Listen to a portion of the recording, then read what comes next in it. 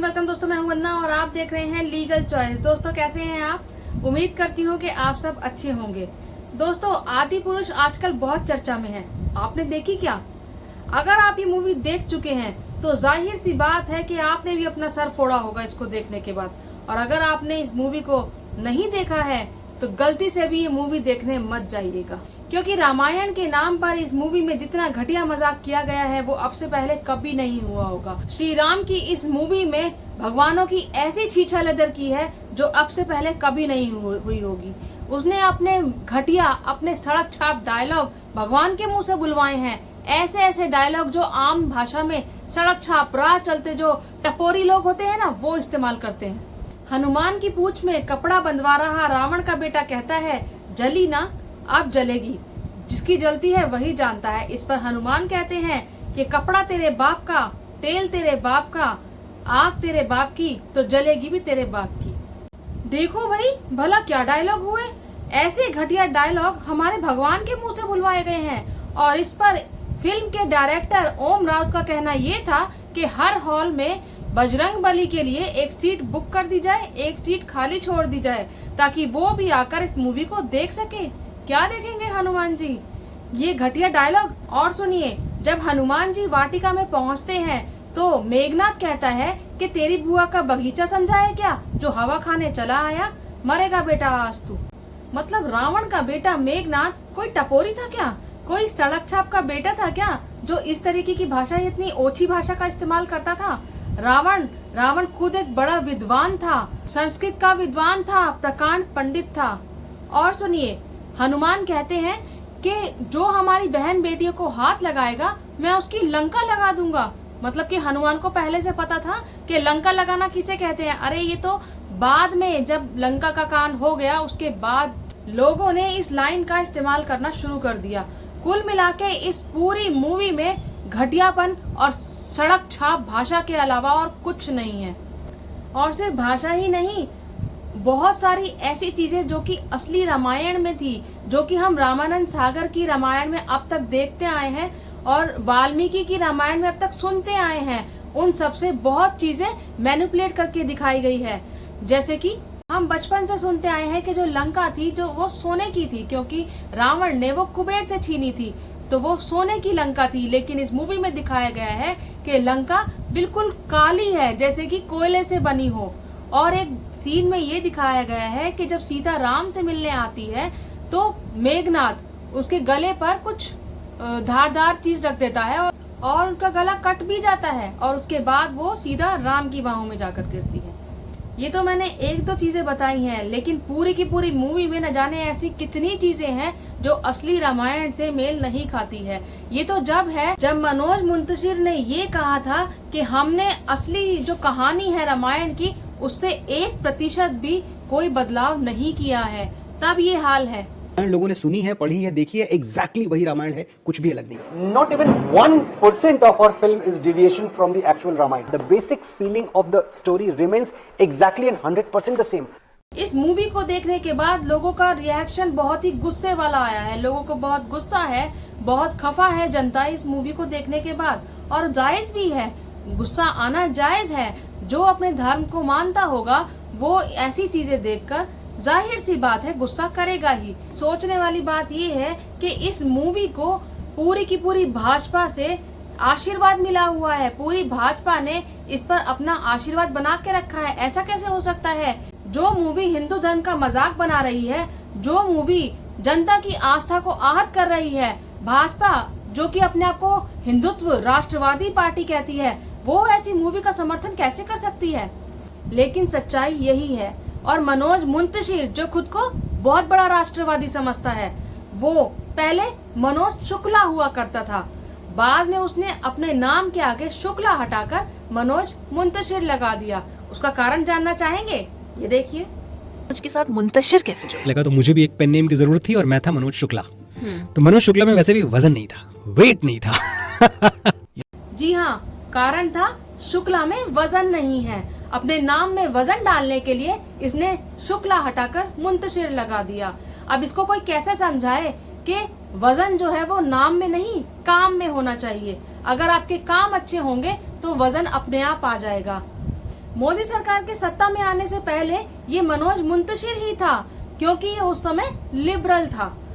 लेकिन जैसे ही मोदी सरकार सत्ता में आई और इसने देखा कि मोदी जी की कितनी पॉपुलैरिटी है और उनका एजेंडा क्या है, वो किस तरीके से हिंदुत्व को आगे रखते हैं, तो इसने भी अपना रंग तुरंत बदल लिया। तुरंत इसने अपने नाम के आगे मनोज मुंतशिर शुक्ला लगा दिया और ये बन गया राष्ट्रवादी कवि, राष्ट्रवादी लेखक।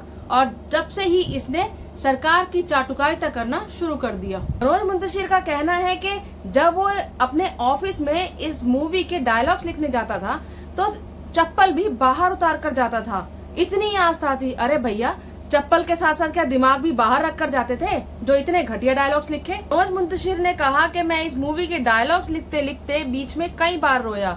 अरे भैया, तुम तो रोए ही रोए और रोते रोते ऐसे डायलॉग्स लिखे कि अब पूरा देश रो रहा है। आदि पुरुष के संवाद लिखते हुए, इसके गीत लिखते हुए मैं कितनी बार रोया हूं मुझे खुद भी नहीं पता। कहना ये है कि अगर वो डायलॉग्स यूज हुए भी हैं तो वो तो रावण के खिलाफ इस्तेमाल हुए हैं, तो उसमें कोई बुराई नहीं होनी चाहिए, क्योंकि रावण तो बुरी, उसकी जो आइडेंटिटी थी वो तो बुरी थी, वो तो बुरा आदमी था। हम लोग उसको क्यों सपोर्ट कर रहे हैं? हम लोगों को क्यों बुरा लग रहा है अगर रावण के लिए ऐसे शब्द इस्तेमाल किए गए हैं? तो रावण मेरे लिए बुराई का चेहरा है, अलाउद्दीन खिलजी इस दौर की बुराई का चेहरा है। अगर वो मिलता जुलता भी है तो मुझे लगता नहीं इसमें कोई एतराज की बात है। तेल तेरे बाप का, आग तेरे बाप की, कपड़ा तेरे बाप का, जलेगी भी तेरी बाप की। ये तो रावण के लिए बोल रहा है। रावण के लिए हमारे मन में कुछ अत्यधिक स्नेह नहीं जाग है अचानक। इतना सब कहने के बाद वो आज के समय में खिलजी को भी ले आया, तो जनता ने तो इसका बहुत विरोध किया। मुंतशिर को गालियां भी पड़ी, दुनिया भर की गालियां, इतनी गालियां की कि शायद मोदी जी की गिनती भी कम पड़ गई होगी, उससे भी ज्यादा गालियां पड़ी हों। लोगों ने अपना गुस्सा उतारा, लोगों ने उसके खिलाफ FIR भी की, उसको मारने तक की धमकी भी दी गई, और एक ने तो ये भी कहा कि उसके घर जाकर उसके घर पे जाकर उसके थप्पड़ मारेंगे। लेकिन मानना पड़ेगा, लोगों को गुस्सा तो बहुत आया, लेकिन कहीं भी मूवी को बायकॉट करने की बात नहीं की गई, क्योंकि जो कवि था वो राष्ट्रवादी था। अंधभक्तों की तो पूछो मत, जहाँ छोटी से छोटी चीज में भी इनकी आस्था आहत हो जाती है, जहाँ एक बिकनी के कलर से इनकी आस्था आहत हो जाती है, वहाँ पर हिंदू धर्म का इतना बड़ा मजाक बनाने के बाद भी ये लोग बिल्कुल खामोश हैं।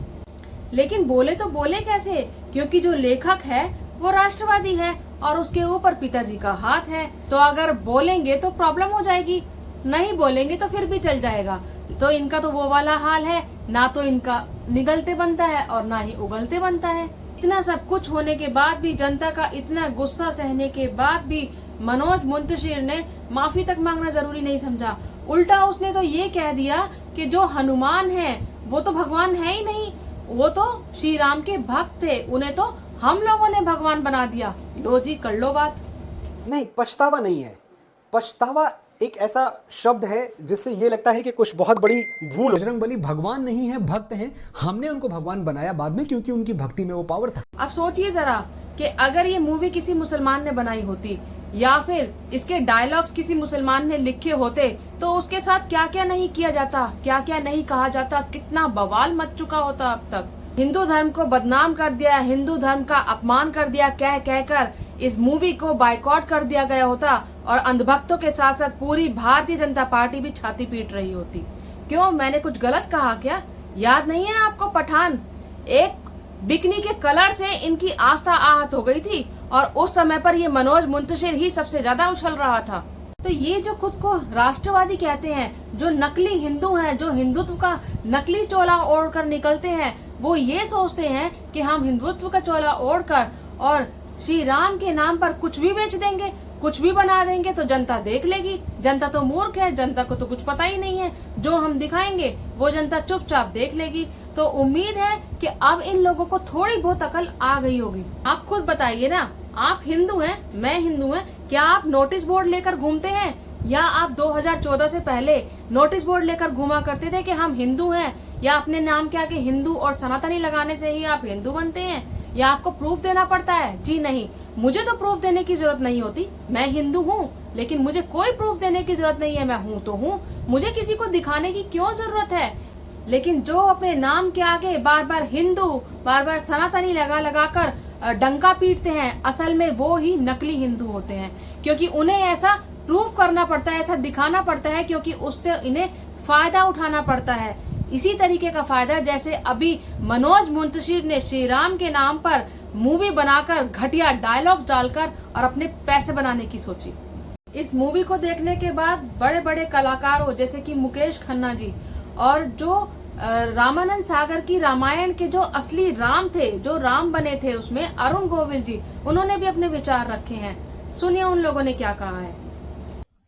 ये समझ में आता है मुझे भी, और सबको शायद आएगा कि नहीं पता नहीं, कि निर्देशक ओम राउत को रामायण का रत्ती भर भी ज्ञान नहीं लगता मुझे।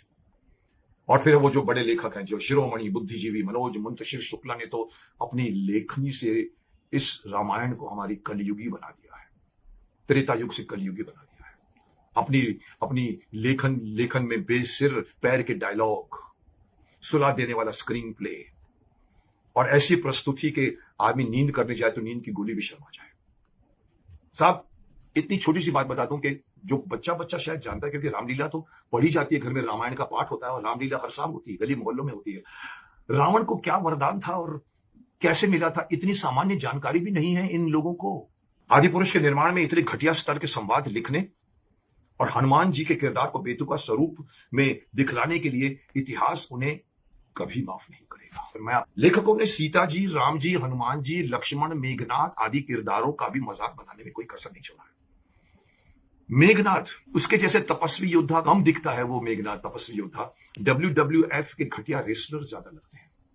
पूरे शरीर पर टैटू ही टैटू, और ऊपर से चिंदी स्टाइल के डायलॉग बाजी मारी उन्होंने। बेटा, जली, तेरी, ऐसे शब्द रामायण जैसे मेकिंग में कहां फिट होते हैं। कोई टपोरी कैरेक्टर था क्या मेघनाथ? रावण की बात करें तो रावण डरावना होगा शायद, मुझे तो नहीं लगता, क्योंकि पंडित था। पर मान के चलोगे अगर वो डरावना दिखाना है तो डरावना दिखाइए ना। लेकिन ऐसा लगता है कि चंद्रकांता का शिवदत्त जैसा वेशभूष बनकर आ गया है। सोने की लंका थी, मशहूर था।